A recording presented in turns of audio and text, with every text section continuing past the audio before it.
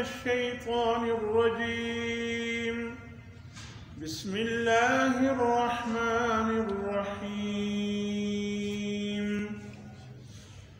وقل اعملوا فسيرى الله عملكم ورسوله والمؤمنون وستردون إلى عالم الغيب والشهادة فينبئكم بما كنتم تعملون.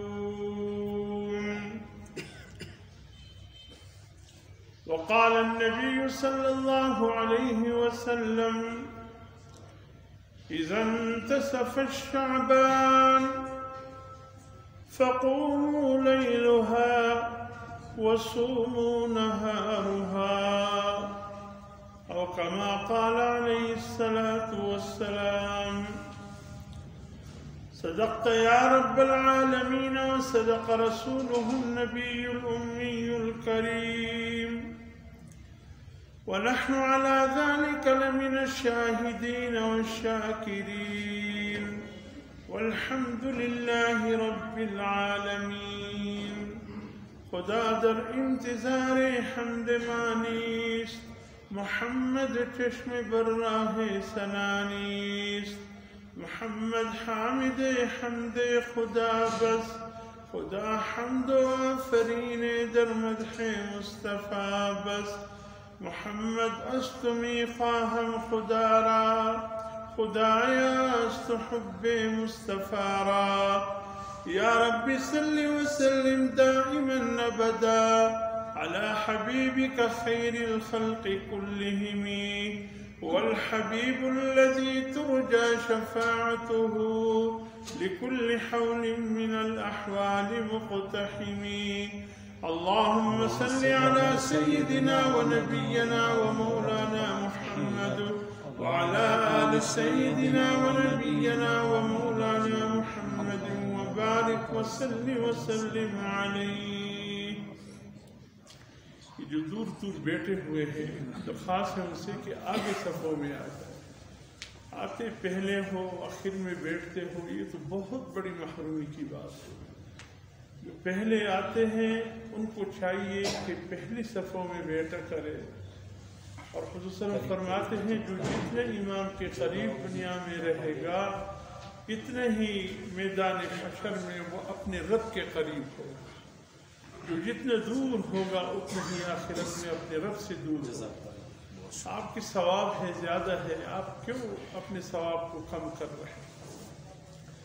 میرے محترم دوستو، واجب الاحترام بزرگوں، الحمدللہ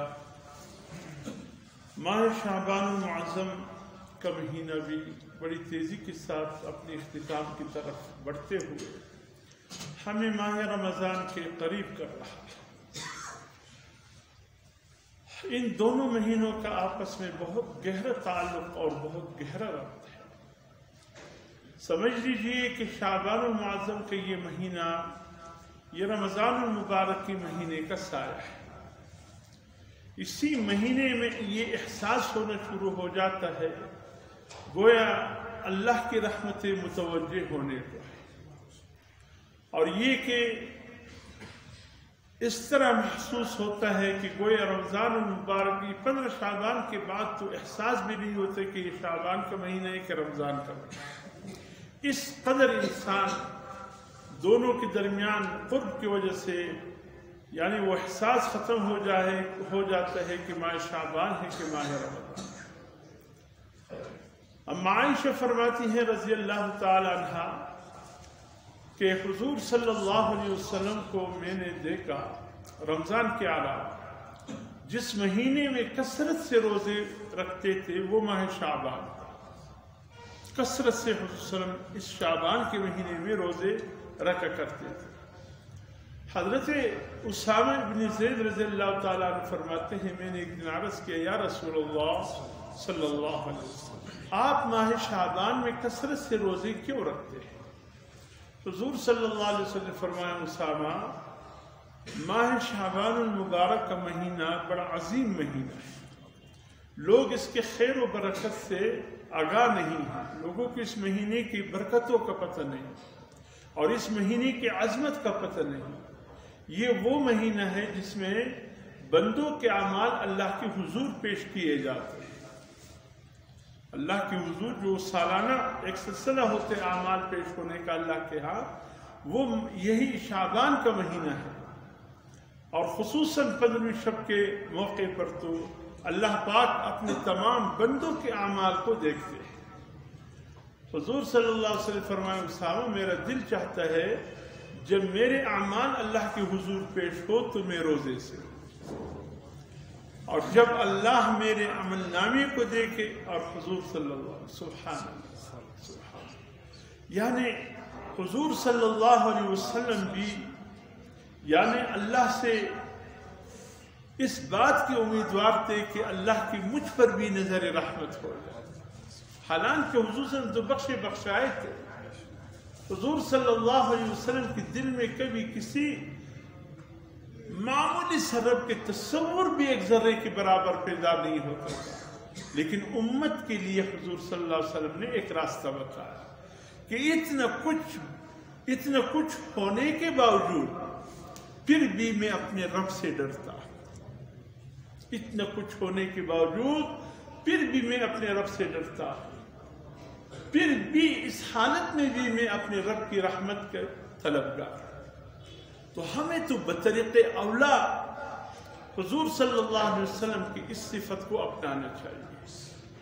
اللہ کی رحمت کی امید رکھنی چاہیے.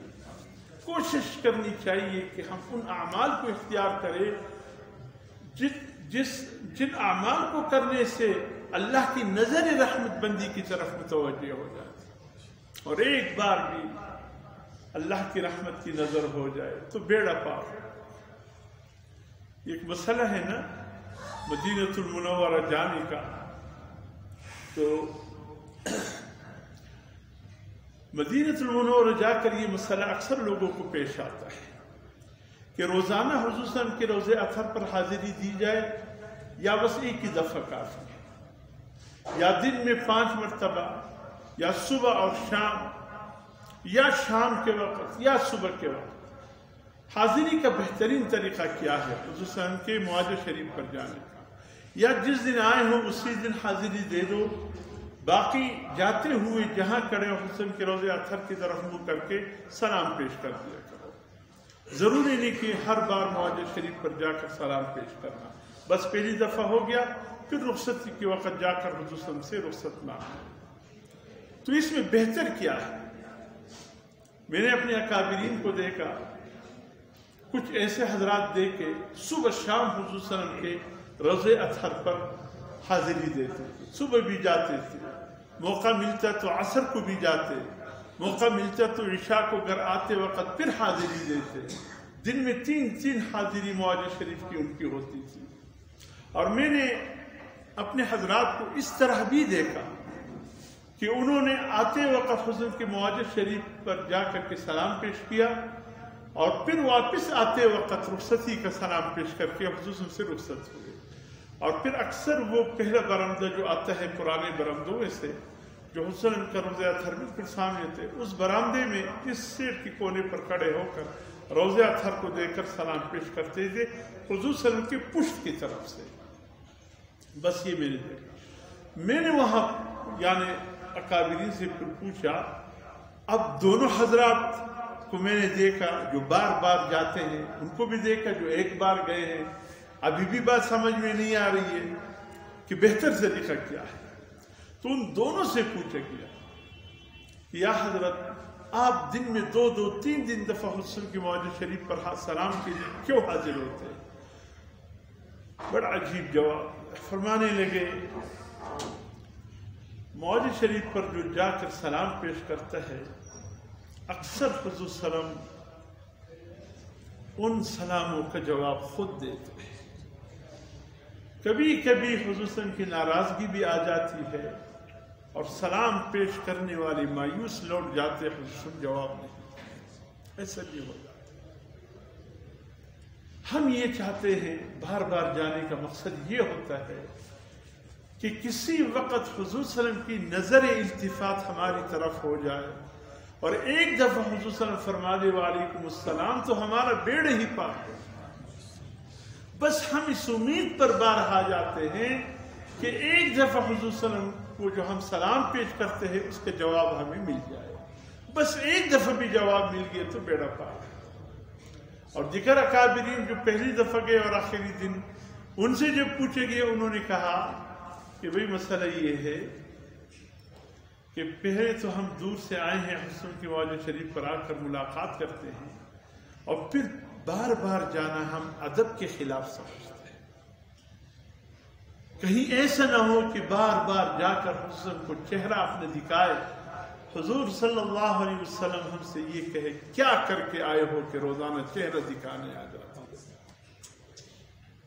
کیا کر کے آئے؟ مجھے ناراض کر کے اب روزانہ آتے ہو اپنے چہرہ دکھانے کے لیے؟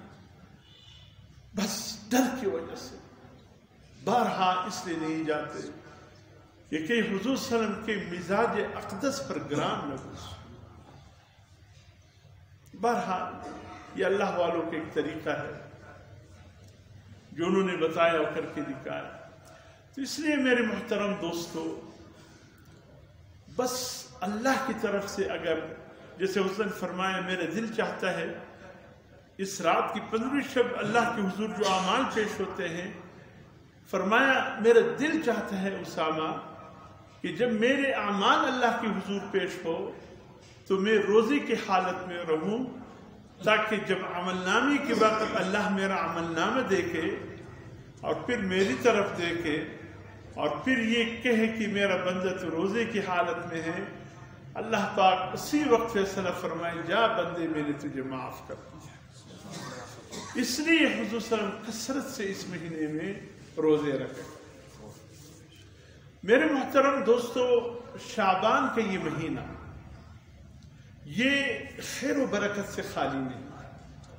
اس حوالے سے میں عرض کروں، اور صاف بات ہے، لوگ افراط اور تفریط کے شکار ہیں۔ لوگ افراط اور تفریط کے شکار، یا تو حد سے آگے بڑھ رہے ہیں یا پھر بالکل گٹ کر رہے گئے۔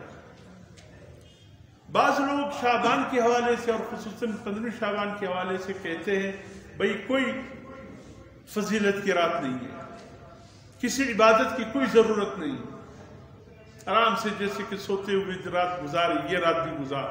سرے سے وہ شب برات یعنی لیلۃ المبارکہ کی فضیلت کے قائل نہیں، سرے سے اس فضیلت کو مانتے ہی نہیں۔ کچھ لوگ تو وہ یہ بھی غلط کر، بہت ہی غلط کر۔ بعض لوگ حد سے گزر جاتے ہیں۔ حد سے گزرنا یہ ہے کہ فرض نماز ندارت وہ تو زندگی میں ہے نہیں، اور اس رات میں اپنے آپ کو تکا دیتے ہیں۔ فرض نماز تو زندگی میں ہے نہیں، بس پورے سال میں شب برات کے موقع پر عبادت کر لیا، یہ سمجھے کہ بس پورے سال کا حق ادا ہو گیا، ایسا بھی یہ بھی غلط کرنا، وہ بھی غلط۔ 10 صحابہ کرام سے اس رات کے حوالے سے فضیلت منقول ہے۔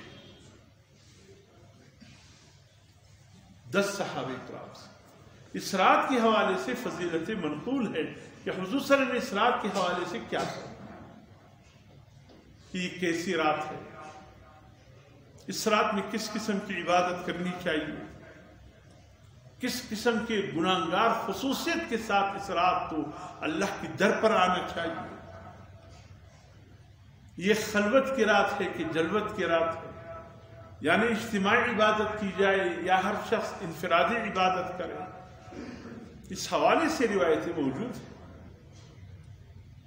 اب عائشہ رضی اللہ تعالیٰ عنہ فرماتی ہے ایک رات حضور صلی اللہ علیہ وسلم میرے حجرے میں تشریف لائے، اس رات حضور صلی اللہ علیہ وسلم کا میرے ہاں رات گزارنے کا سلسلہ تھا، تو فرماتی ہے ادھی رات کے وقت میری کچھ آنکھ لگ گئی۔ اب عائشہ فرماتی میں نے محسوس کیا کہ حضور صلی اللہ علیہ وسلم حجرے میں موجود نہیں ہے، گھبرا گئی کہ اللہ کے رسول آئے تو تھے، کہاں چلے گئے؟ آیا جو رات میرے ہاں گزارنے کا تھا کہیں اور چلے گئے؟ نہیں اللہ کے رسول ظلم اور بے انصافی تو نہیں کر سکتے. پھر کیا ہوا؟ اچانک حضور صلی اللہ علیہ وسلم کہا چلے.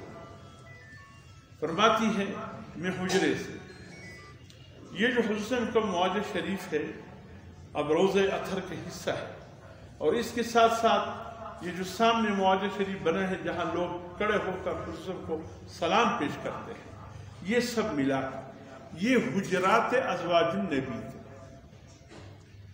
حضور صلی اللہ علیہ وسلم کے ازواج مطہرات امہات المومنین کی یہ حجرے تھے.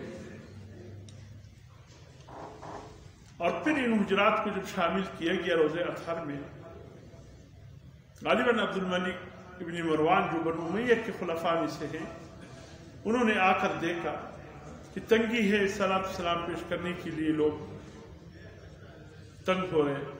تو انہوں نے اس دن مدینہ المنورہ کے علماء کرام سے فیصلہ فرمایا، یعنی مل کر ایک فیصلہ فرمایا کہ ان حجرات کو شہید کر ان سب کو معاج شریف کا حصہ بنا.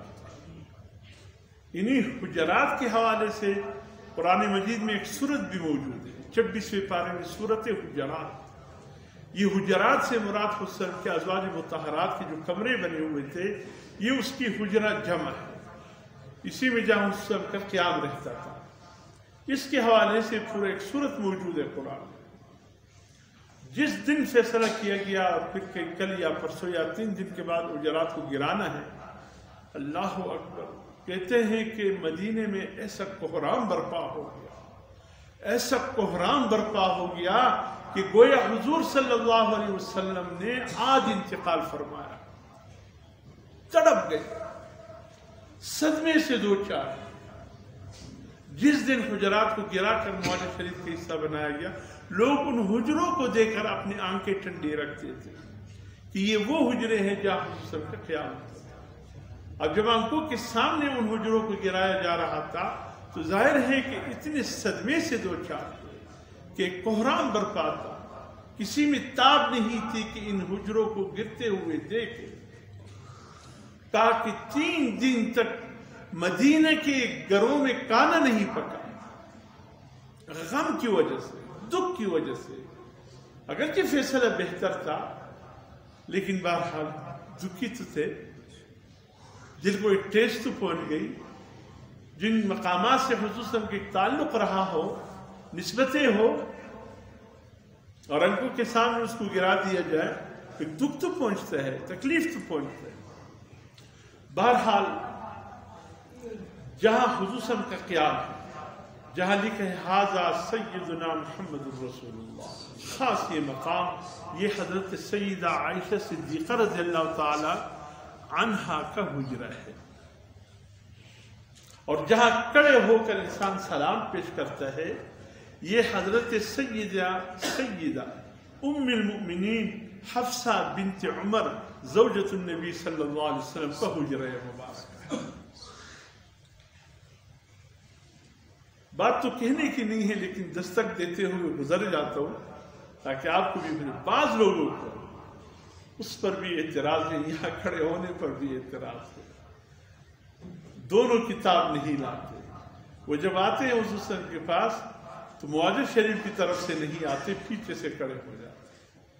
ان کو ہمت نہیں ہے کہ وہ حفصہ کے حجرے میں کھڑے ہو کر عائشہ کے حجرے کی طرف رخ کر کے سلام پیش کریں.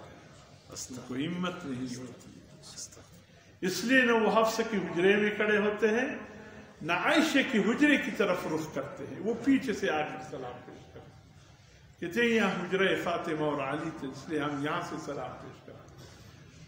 اللہ ان کو توفیق ہی نہیں دیتا کہ وہ اپنے چہرے حضور صلی اللہ علیہ وسلم کو دکھائے، بلکہ اللہ نے محروم کیا ہے کہ وہ چہرے اس لائق نہیں کہ حضور صلی اللہ علیہ وسلم کی نگاہ اقدس ان چہروں پر. وہی چہرے جائیں گے حضور صلی اللہ علیہ وسلم کے سامنے جن کے دل میں حضور صلی اللہ علیہ وسلم کی محبت ہوگی اور جن سے حضور صلی اللہ علیہ وسلم محبت ہوگی. محبین جاتے ہیں سلام پیش کرتے، بس ان حجرات کے سامنے کھڑے ہو کر، ان حجروں میں کھڑے ہو کر محبین جاتے ہیں. بات یہ آگے میں نے بتا دی. تو میرے محترم دوستو، اما عائشہ فرماتی ہیں کہ حضور صلی اللہ علیہ وسلم کو نہ دیکھ کر میں سمجھے کہ ان حجروں میں کسی حجرے میں تشریف لگے ہوں گے. لیکن جب باہر نکلی ایسے میں نے سونگنا چاہا حضور صلی اللہ علیہ وسلم کی خوشبو کو.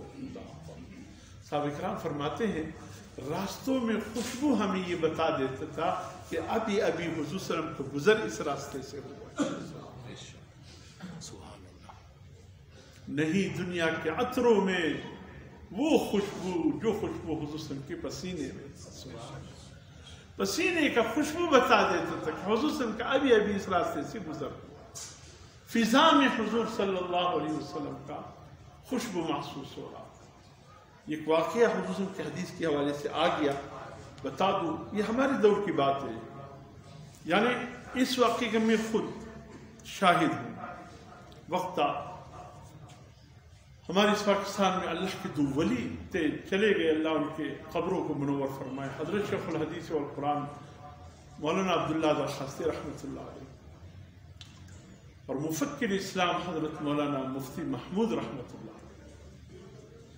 مفتی محمود نے خود یہ واقعہ بیان کیا, اور ان دنوں میں جو اس واقعے کا تیسرا دن تھا یا چوتھا دن تھا, اتفاق سے میں کیا تھا طالب علم کا دور. فرماتے ہم ابھی ابھی جا رہے تھے مسلم باغ کی طرف, خانوزے میں پروگرام تھا, پھر اس سے آگے ہم نے مسلم باغ جانا تھا. اس سے فرماتے ہیں میری گاڑی آگے ہے, مولانا عبداللہ درخواست صاحب کی گاڑی ہمارے پیچھے ہے. ہم کچھ لاکھ سے ٹرن لے کر جو زیارت کے راستے کی طرف راستہ مڑتا ہے سیدھا پشین والے نے اس طرف, تو وہاں سے جب ہم نے ٹرن لے لیا آگے جانے لگے, فرمائے بوستان کے قریب جب میں پہنچا تو پیچھے دیکھا درخواست صاحب کی گاڑی موجود نہیں. میں نے ڈرائیور سے کہا گاڑی روک دو, درخواست صاحب کی گاڑی نہیں ہے. 10-15 منٹ انتظار کیا, درخواست صاحب کی گاڑی نہیں ہے. تو ڈرائیور سے میں نے کہا واپس موڑ دو, خدا نہ کرے کہ گاڑی کا کوئی واقعہ تو پیش نہیں آیا. ہم پیچھے واپس آئے تو دیکھا کچھ لاکھ کا آخری حد ہے, یہ بوستان کے شروع ہونے کا حد ہے, یہاں درخواست صاحب کی گاڑی کھڑی. جا کر ہم بھی کھڑے ہو گئے. فرماتے میں بھی اتر گیا, درخواست صاحب گاڑی سے اترے تھے. میں نے کہا حضرت خیر ہم نے جانے آگے سفر پہ, کہتے نہیں, یہاں اس فضا میں مجھے حضور صلی اللہ علیہ وسلم کے حدیث کی خوشبو آ رہی ہے, حدیث کی خوشبو آ رہی ہے. یہاں کہیں بخاری ترمذی کا درس ہو رہا ہے, فضا معطر ہے حضور صلی اللہ علیہ وسلم کے حدیث سے, فضا معطر ہے حضور صلی اللہ علیہ وسلم کے حدیث کے خوشبو سے. محسوس ہو رہا ہے کوئی شیخ الحدیث اس ٹائم بخاری شریف کی درس میں ہے. ڈھونڈے, جب ڈھونڈے گئے تو جا کر پتہ چلا یہ ہمارے کچھ لاکھ کے بڑے شیخ تھے, اللہ مغفرت فرمائے, مولوی تیمور اس کا نام تھا, جن کا بیٹا کافی عرصہ کربلا میں بھی امام رہا. تو یہ مولوی تیمور صاحب بوڑھے تھے, ضعیف تھے, ایک درخت کے نیچے 5-6 طلباء کو بخاری شریف کا درس دے رہے تھے. درخواست صاحب جا کر بس اس کے قریب جا کر بیٹھ گئے, وہ اپنے درس میں مصروف رہا. مفتی صاحب کے لیے میں بھی بیٹھ گیا. جب درس سے فارغ ہوئے اس کو پتہ بھی نہیں چلا کون آیا ہے کون نہیں آیا درس کے. درخواست صاحب نے کہا کہ آپ کی درس کی خوشبو میں نے فضا میں محسوس کی, حدیث کی خوشبو میں نے فضا میں محسوس کی. پھر آگے میں نہیں جاتا, لیکن صرف اتباع کہ اس دور میں بھی جو حضور صلی اللہ علیہ وسلم کے حدیث کی خوشبو کو محسوس کرتے ہیں, تو اس دور میں حضور صلی اللہ علیہ وسلم کی ذات کی کتنی خوشبو ہوگی. جس راستے سے آپ گزرتے تھے وہ راستہ پتہ دے جاتا تھا کہ حضور صلی اللہ علیہ وسلم کو گزر اس راستے سے ہوا. جس کی کلام میں اتنی خوشبو ہے کہ 1400 سال کا عرصہ گزرنے کے بعد, اس سے زیادہ سے زیادہ یہ واقعہ آج سے 40 سال قبل کا ہے یا 38 سال قبل کا ہے, یعنی 1400 سال کے بعد بھی جس حدیث کی خوشبو فضا میں محسوس کرے, تو اس ذات جو موجود تھے, حیات تھے, اس کی خوشبو راستے پر جاتے ہوئے پھر کیوں صحابہ کرام محسوس نہ کرے. اما عائشہ فرماتی ہے میں سونگنے لگ گئی, مجھے اندازہ ہوا کہ حضور صلی اللہ علیہ وسلم کی خوشبو کا اثر یہاں سے آ رہا ہے, جہاں جنت البقیع کا قبرستان. فرماتے ہیں اس خوشبو کو سونگتے سونگتے چلی جا رہی تھی میں بھی جنت البقیع قبرستان کو, جو مکہ مدینے کا قبرستان ہے, جس میں تقریباً 10,000 صحابہ کرام اور 25,000 اولیاء اکرام سوئے ہوئے. اللہ اکبر, رحمتوں کا خزانہ ہے, رحمتوں کا خزانہ ہے یہ جنت البقیع قبرستان. حضور صلی اللہ علیہ وسلم فرماتے ہیں ہر قبر سے 70,000 نکلیں گے بغیر حساب کتاب کی جنت میں داخل۔ سلام ہو بقیع میں سونے والوں پر، سلام ہو بقیع میں سونے والوں پر۔ اے بقیع میں سونے والوں، تمہاری قسمت اور تمہاری نصیب کتنی عظمت ہے کہ حضور صلی اللہ علیہ وسلم فرماتے ہیں سب سے پہلے حشر کے دن میں اٹھوں گا، پھر میں ابوبکر کو جگاؤں گا، پھر عمر کو جگاؤں گا۔ فرمایا ابوبکر ذرا کھڑے ہو جاؤ، عمر ذرا کھڑے ہو جاؤ۔ ابوبکر کو دائیں رکھا، عمر کو بائیں رکھا۔ فرمایا ایک یوں ہاتھ ابوبکر کے کندھے پر، ایک ہاتھ عمر کی کندھے پر۔ فرمایا سن لو دیکھنے والوں، اقذا نحشر یوم القیامہ، ہم قیامت کے دن یوں اٹھیں گے۔ جلنے والوں جلتے رہو۔ وہ مقام بھی لے گئے، وہ نصیب بھی لے گئے، وہ نسبتیں بھی لے گئے۔ تمہارے رونے دھونے سے کچھ نہیں ہوتا، جو مقام اللہ نے ان کو دینا تھا دے دیا۔ تم بولتے رہو ان کے متعلق، اپنے اعمال کو برباد کرتے رہو، اللہ ان کے حق میں فیصلہ کر چکے۔ حضور فرماتے ہیں یہاں سے ہم تینوں اٹھیں گے سیدھے جنت البقیع جا کر، جتنے سوئے ہوئے ہیں ایک ایک کو جگائیں گے، ایک بقیع کی قبرستان والے خوش نصیبی کی انتہا ہے جس کو اٹھانے کے لیے خود حضور صلی اللہ علیہ وسلم تشریف لائیں گے۔ اور فرمایا بقیع میں سونے والوں میں کسی کا بھی حساب کتاب نہیں ہوگا، اللہ سیدھے جنت میں داخل کرے۔ فرماتی ہے ہم عائشہ میں نے دیکھا حضور صلی اللہ علیہ وسلم بقیع قبرستان میں قبروں کے بیچ میں بیٹھے ہیں اور دعاؤں میں مصروف ہیں۔ فرماتی ہے میں نے دیکھا حضور صلی اللہ علیہ وسلم یہاں تشریف فرمائے، فوراً واپس پلٹی، جا کر گھر میں حجرے میں گئی، بیٹھ گئی۔ اب تیزی کے ساتھ چلتے ہوئے آتے ہوئے ذرا انسان ہانپ جاتا ہے، سانس بے ربط ہو جاتے ہیں، اور ذرا تیزی کے ساتھ سانسیں لینا شروع ہو جاتے ہیں، اس لیے کہ ذرا تیزی کے ساتھ جائے یا بھاگتے ہوئے جائے، یہ کیفیت بن جاتی ہے ہر انسان۔ فرماتی ہے میرے سانسیں ابھی تک بحال نہیں ہوئی تھی کہ حضور صلی اللہ علیہ وسلم تشریف لائے۔ مجھے اسی حالت میں دیکھ کر فرمایا عائشہ خیر ہے، کیا ہوا ہے تجھے؟ کہ یا رسول اللہ آپ کو نہ پا کر پریشان ہو گئی، آپ کی تلاش میں نکلی، آپ کی خوشبو جنت البقیع سے آ رہی تھی، میں دوڑتے ہوئے اس طرف چلی، جا کر دیکھے تو آپ قبروں کے بیچ میں دعا میں مصروف تھے، بس میں واپس تیزی کے ساتھ پلٹتی ہوئے واپس آ گئی۔ حضور صلی اللہ علیہ وسلم فرمایا ہاں عائشہ میں سونے کا ارادہ کر ہی رہا تھا کہ حضرت جبرائیل علیہ السلام تشریف لائے۔ آ کر کہا کہ اللہ کے حبیب، اللہ فرماتے ہیں میرے حبیب کو خبر دو، یہ شعبان کی نصف 15ویں شب ہے، یہ رات 15ویں شب ہے شعبان کی۔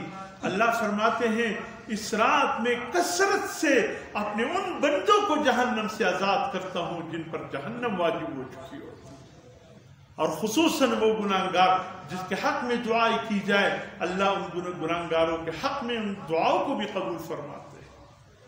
تو میں نے کہا پھر کیوں نہ میں بقیع جا کر اپنی گناہگار امت کے لیے اللہ سے بخشش کی دعا، اس لیے میں آ کر یہاں اپنی گناہگار امت کی بخشش کے لیے دعائیں مانگتا رہا، اور مجھ سے اللہ کا وعدہ ہوا کہ اس رات میں اللہ اس قدر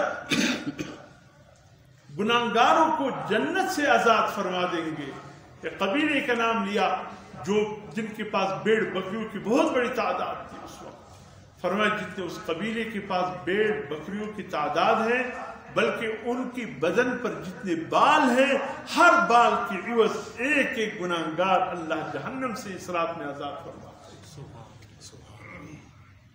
تو یہ قبرستان جانا حضور صلی اللہ علیہ وسلم سے ایک دفعہ ثابت ہے، ہر سال ثابت نہیں ہے۔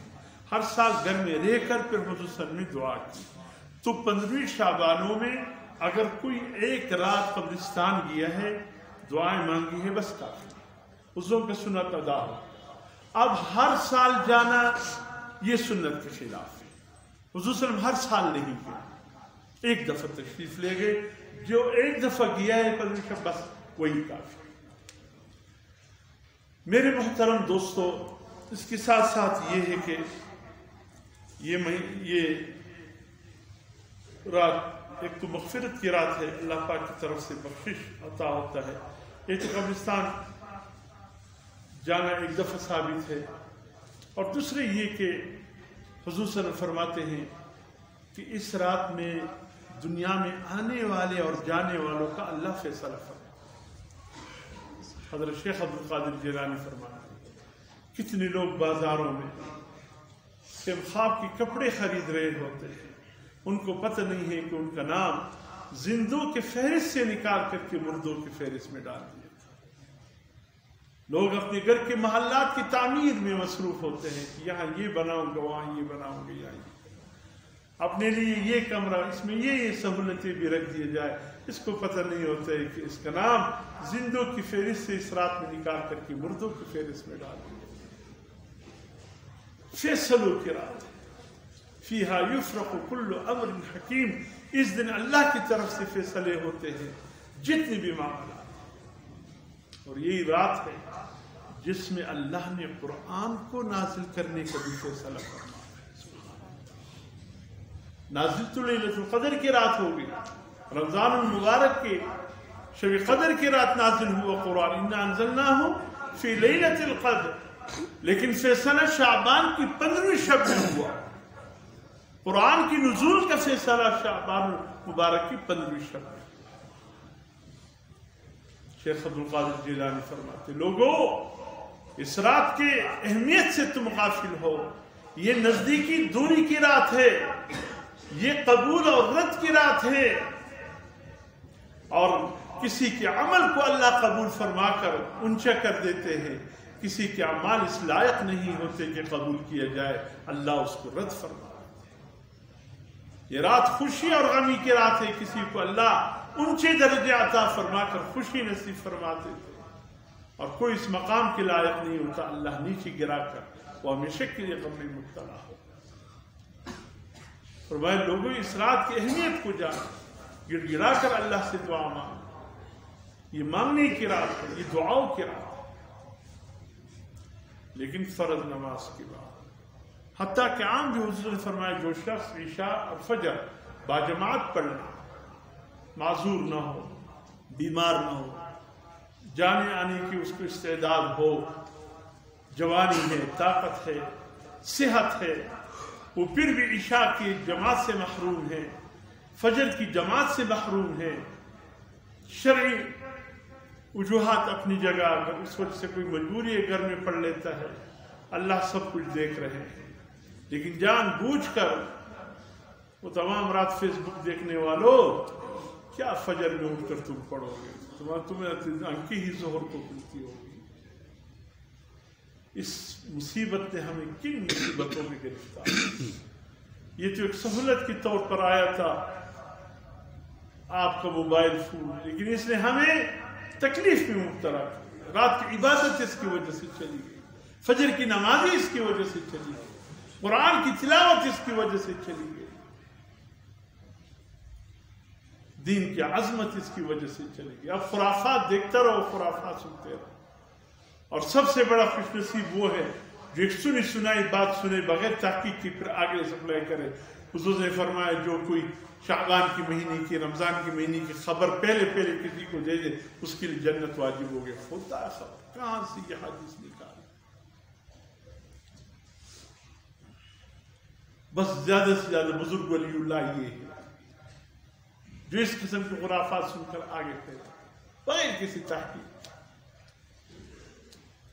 اس لیے میرے محترم دوستو دیکھیں، جب ہم کسی ادارے میں ملازمت کے لیے درخواست دیتے ہیں، کسی ادارے میں ملازمت کے لیے درخواست دیتے ہیں، تو سب سے پہلے ہمیں یہ دیکھنا ہوگا کہ اس ادارے کا مجھ سے کوئی شکایت تو نہیں ہے۔ جہاں میں درخواست دے رہا ہوں اس ادارے میں، اس کو مجھ سے کوئی شکایت تو نہیں ہے، اور اگر اس ادارے کو مجھ سے شکایت ہے، میں درخواست دے دوں تو کیا کہے گا؟ زدی پہ ایمان شکل رم تو مریدان جوڑے ہے۔ ہمیں تو مطلوب ہے، تو درخواست دے رہے کہ مجھے ملازمت دے دو، تو مطلوب ہے ہم کو۔ انسان ڈر جاتا ہے ایسے اداروں سے کہ جہاں ادارے والوں کو شکایت ہو۔ جب ہم اللہ کے حضور بخشش کی درخواست رکھے، جب ہم اللہ کے حضور مغفرت کی درخواست اس رات میں رکھے، جب ہم اللہ کے حضور مانگنے کی درخواست رکھے، تو اس کے ساتھ ہمیں یہ بھی دیکھنا چاہیے کہ اللہ کو مجھ سے کوئی شکایت تو نہیں ہے، مجھ میں کوئی ایسی بات تو نہیں ہے کہ اللہ کی مجھ پہ ناراضگی ہے۔ سوچ لیجیے، حضور صلی اللہ علیہ وسلم فرماتے ہیں اللہ دعاؤں کو رد نہیں فرماتے، شرف قبولیت عطا فرماتے ہیں، لیکن ان دعاؤں کو جو قبولیت کی راہ میں رکاوٹ پیدا نہ ہو۔ اگر رکاوٹ ہوگا پھر وہ دعا قبولیت پیدا نہیں۔ اور سب سے پہلے رکاوٹ کیا ہے؟ حضور صلی اللہ علیہ وسلم فرماتے اس رات میں مشرک کی مغفرت نہیں ہوگی، جو اللہ کے ساتھ اس کی ذات میں، صفات میں، تصرف میں کسی اور کو شریک ٹھہراتا ہو۔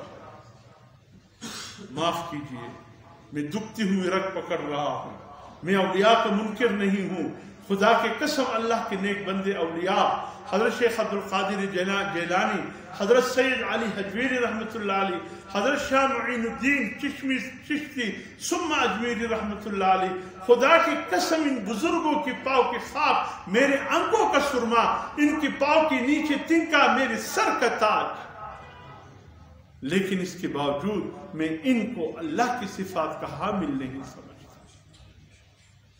جو صفات اللہ کے ساتھ خاص ہے وہ اللہ کے ہیں، اس کو بندوں میں تقسیم کر،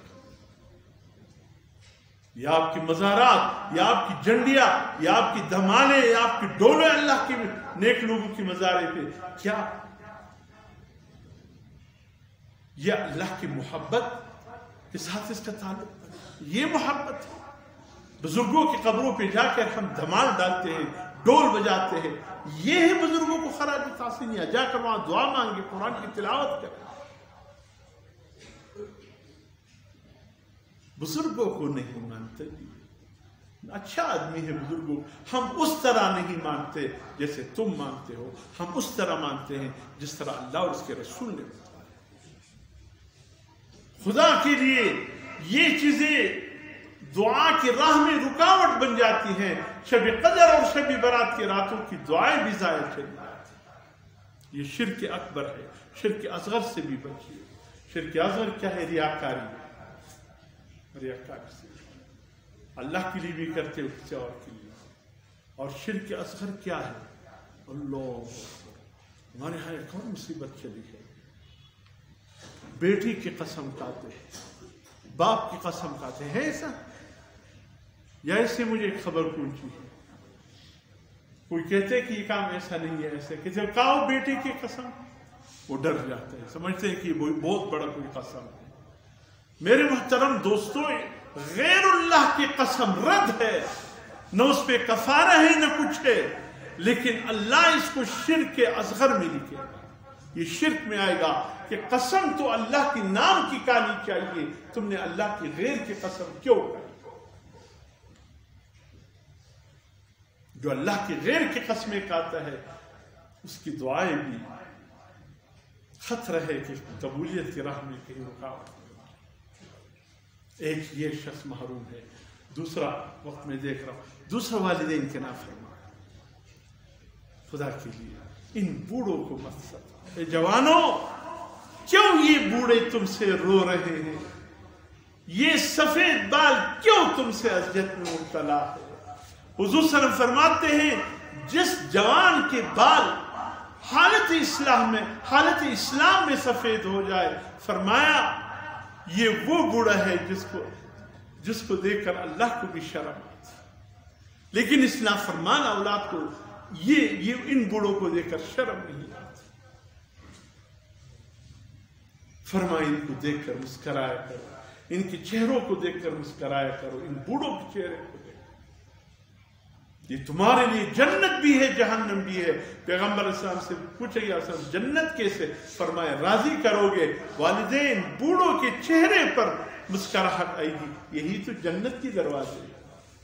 اگر ناراض کرو گے اور ان کے چہروں پہ تم سے ناراضگی کے اثرات آئیں گے، یہی تو جہنم کی دروازے. یقین رکھے حضور صلی اللہ علیہ وسلم کا فرمان، یہ جنت کی دروازے بھی ہے اور اس رات والدین کا نافرمان بخشش سے محروم رہتا ہے. قطع رحمی کرنے والا جو رشتہ داروں سے سال ہا سال گزر گئے، بھائی باپ بھائی سے ناراض، بھائی بہن سے ناراض، کہ وہ خور حق وغواړي چې اورو دا خو د پلار جایداد خو زما حق هم په دا اخیستن ته ولې نه راکوې؟ ته ورته وایې د پښتو په معاشره کې کله وو خور ته کله مې خور لور ته مې کله حصه ورکوله، هغه د پښتو په معاشره کې نسته، د اسلام او د دین په معاشره کې خو سته. او که ما د خور وویلې زما حصه او د پلار په جایداد کې زه غواړم زما حصه و ما ته راکړه، او ته وایې حصه به درکړم خو ګرد د ژوند به زما په دروازه بند دی، خوابدي ده. که هغې ما زیږ د هغوی زه وروره ما در وبخښلې، خو هغې به نور څه وکړو؟ دا وروره ما در وبخښلې چې دا د ورور دروازه راسه بندېږي،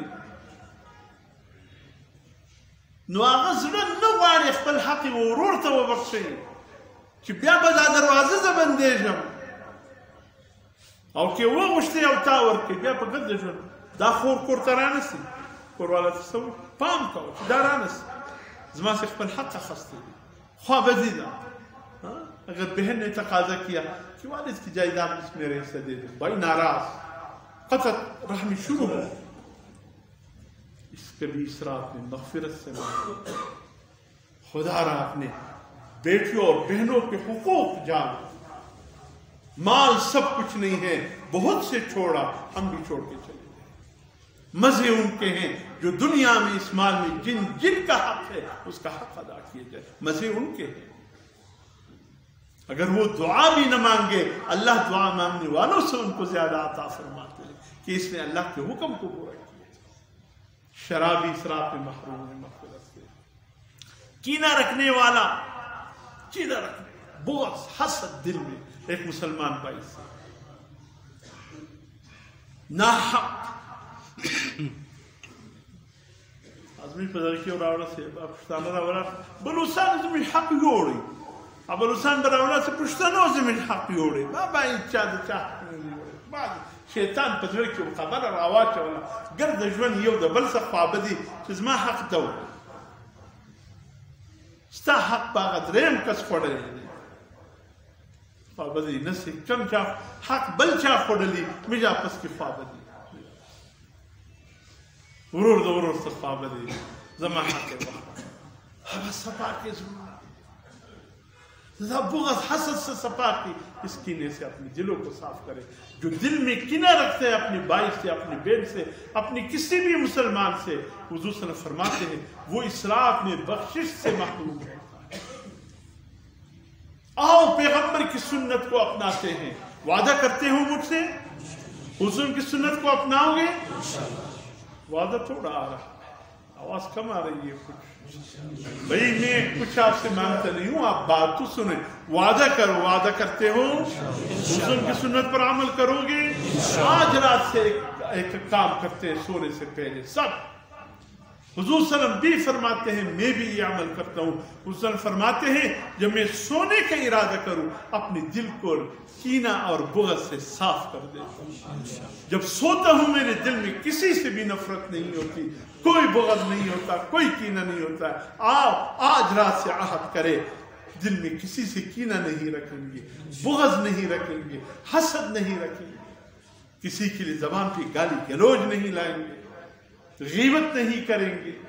میرے محترم دوستو، خدا کی قسم جنتی بن جاؤ گے، جنتی. شلوار کو نیچے ٹخنوں سے نیچے نہ لٹکاؤ. ایک تو تکبر کی وجہ سے لٹکانے میں لٹکاتے، ایک تکبر نہ ہو یوں ہی لٹک جائے، وہ بھی گناہ کبیرہ ہے. اب تو فیشن الٹ گیا. اب جوانوں نے شلوار ٹخنوں سے نیچے کر دیا، معاف کیجئے بیٹیوں نے اوپر کر دیا. حالانکہ ان کے لیے حکم تھا کہ تم ٹخنوں کو چھپاؤ، مردوں کو حکم ہے کہ تم ٹخنوں کو ظاہر کر دو. معاملہ الٹ گیا. عورت مارچ نے ہمیں بہت خوب انوارات دیے. عورت مارچ سے اب بہت سے ہمیں جو ہے ہماری بیٹیوں کو تحفے ملے ہوں گے. ایک ہندو بدذات عورت ہے ان میں، انتہائی بدذات ہے. میں ممبر پر اس کا نام لینا نہیں چاہتا کہ ممبر کی شایع نشان نہیں ہے. یہ سب کرتوتے اس کے ہیں. وہ ان جیوز کی نمائندگی کرتی ہیں، ہندوؤں سے بھی پیسے کھاتے، عیسائیوں سے بھی، یہودیوں سے بھی. ہماری بیٹیوں کو آزادی مانگو، آزادی مانگو کہ ہم ایک کے پابند نہیں ہوں گے، ہم بہت سو کے ساتھ. استغفر اللہ. یہ اسلامی معاشرہ. بس میرے محترم دوستو، کوشش کیجئے یہ جو ایسی باتیں ہیں اس سے ہم حضور صلی اللہ علیہ وسلم فرماتے ہیں اس رات میں اللہ آسمانی دنیا پر نزول فرماتے ہیں. ہر رات نزول فرماتے ہیں. اس رات پہ اہمیت اور بڑھ جاتی ہے اور صبح صادق تک آوازیں آتی ہے. حل من مستغفر، ہے کوئی مغفرت کا چاہنے والا گناہگار، آئے مجھ سے مانگے، میں اس کو معاف کرنے کو تیار. اللہ حل من مسترزق، ہے کوئی رزق میں کمی کس کی ہو، مجھ سے رزق میں زیادتی کا مطالبہ کرے، میں اس کی رزق میں فراخ لاؤں. حل من مبتلی علیہ فعافیہ، ہے کوئی بیماری میں مبتلا، ہے کوئی تکلیف میں مبتلا، ہے کوئی مشکلات میں مبتلا، مجھ سے اٹھ کر دعا مانگے اس رات میں اس کی مشکلات کو آسان کر دوں، اس کی تکلیفوں کو دور کروں، اس کی بیماریوں کو دور کروں. جو اللہ کے بندے ہیں وہ اٹھ کر اللہ کی در رحمت کو لوٹتے ہیں. سونے والے ہر رات سوتے ہیں، اس رات بھی سونا چاہیے. تو اس لیے میرے محترم دوستو، یہ رات بڑی فضیلت کی رات ہے. آج شعبان کی کیا تاریخ ہے؟ 12 تاریخ. 12 ہے. ہفتے کے دن 13 ہو گئے. میرے 11 تو نہیں ہے کہ میرے دن میں 11 کیا ہوا؟ 13 شعبان کی. ارے میاں میں تو 11 پر الجھوں، آپ 13 کی طرف چلے گئے. مولوی صادق صاحب شعبان 19 تاریخ ہے. ہاں 13 جی مختلف نہیں ہوتا. بہرحال آپ دیکھ لینا شعبان کی، اگر آج 13 ہے، اگر آج 13 ہے،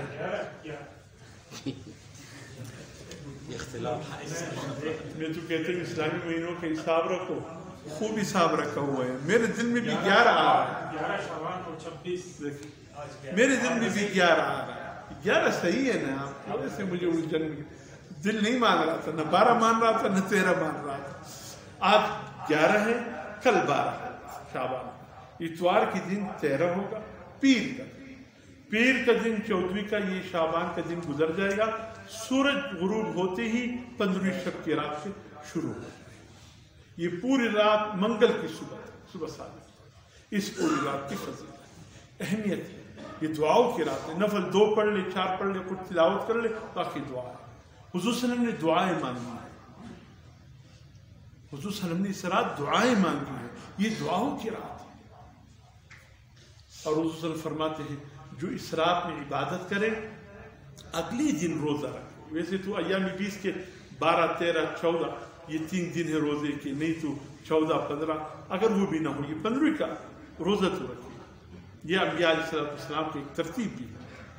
حضور صلی اللہ علیہ وسلم فرماتے ہیں جب شعبان نصف کو پہنچے فقوموا لیلها وصوموا نہارها، رات کو عبادت کرو، دن کو روزہ. مولانا صاحب نے بڑی عجیب بات کی. فرمائیے شعبان کی رات کی عبادت یہ رمضان المبارک میں تراویح کی عبادت کو آسان کر دیتے ہیں. سبحان اللہ. جو اس رات میں تھوڑا بھی عبادت کرے، تراویح اس پر ایسے گزر جاتی ہے کہ پتہ نہیں چلتا کیسے 20 رکعت گزر گئی. یقین کیجیے یہ بنیاد ہے. اور جو 15ویں شعبان کا روزہ رکھے وہ رمضان المبارک کے روزے آسان کر دیتے ہیں. رمضان کے روزوں کی جتنی تکلیفیں ہیں وہ 15ویں شعبان کا روزہ آپ نے سر لے وہ زخمی یا وہ نہیں، وہ خود سخت وہ چبالا نے جوڑی ہے. دغه روزه ډیره سخت دی، لیکن ته یقین وکړه چې د روژې د میاشتې روزې خو بیا ورته یې ونسي، وایي په پوه لانسو، وایي په پوه لانسو. دا د هغه خلک نه پوهېږي چې د 15مې روژې یې نیولې. کاکا نس راپسې دي هر وخت بې نارې وي څه نه څه راڅه غواړي که راسه د یوه روزه خو د الله دپاره ونیسو وګورو د دا روزې خوند وګورو انوارات پکښې راځي اللہ جو ہمیشہ اللہ عمل کی توفیق دیتے ایک درخواست ہے ایک درخواست آپ حضرات سے ہمارے اسپیکروں کے ایک مسئلہ چلا آ رہا ہے